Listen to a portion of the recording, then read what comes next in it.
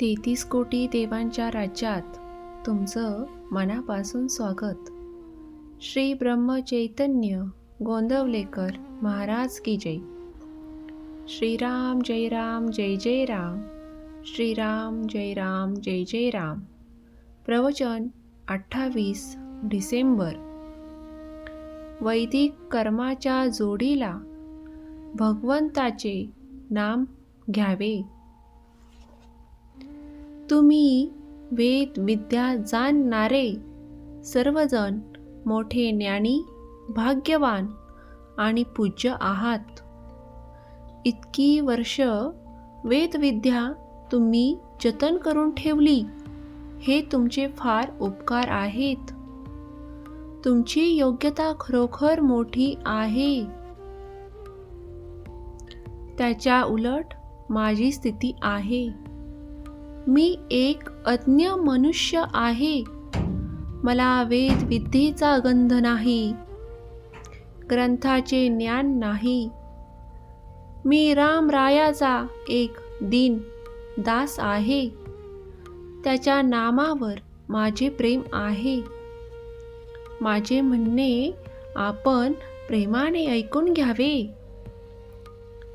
वेदांनी गायत्री अत्यंत पूज्य मानली आहे.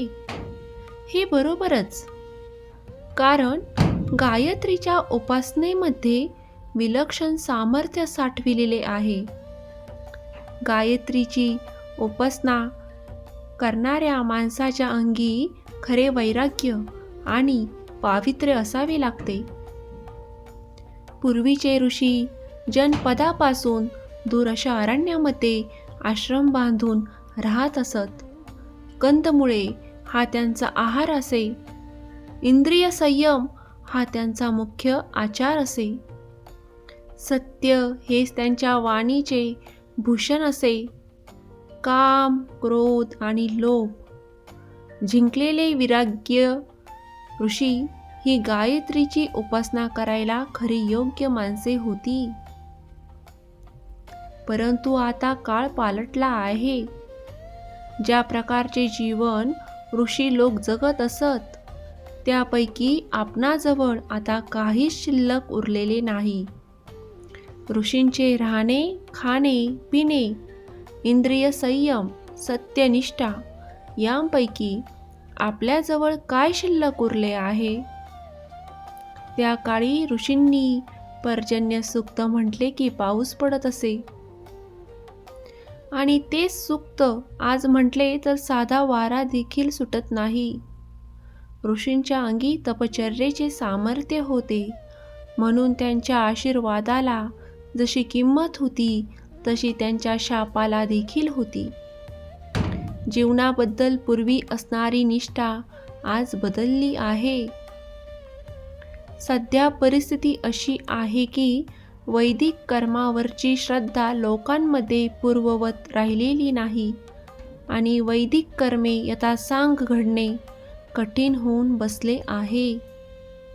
अशा स्थितीत आपल्याला शक्य आहे तितके वैदिक कर्म करावे, परंतु चित्तशुद्धी होण्यासाठी त्यावर पूर्णपणे विसंबून न राहता त्या कर्माच्या जोडीला भगवंताचे नाम घ्यावे. सध्याच्या परिस्थितीत संयमाची बंधने सुटत चालली, म्हणून संतांनी कळवळून नाम घ्या असे सांगितले. नाम हे आगंतुक नाही. आदी नारायणाने वेद सांगण्याच्या वेळी जो ओम चा ध्वनी केला ते नाम होय. म्हणून आपणा सर्वांना अशी विनंती की आपण नाम घेत जावे, किंबहुना आपण नाम घेतले तरच वेदांचा खरा अर्थ कळेल अशी माझी खात्री आहे.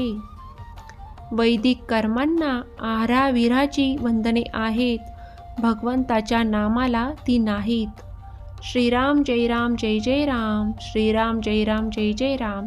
श्री ब्रह्म चैतन्य गोंदवलेकर महाराज की जय. जय जय रघुवीर समर्थ. जय जय रघुवीर समर्थ.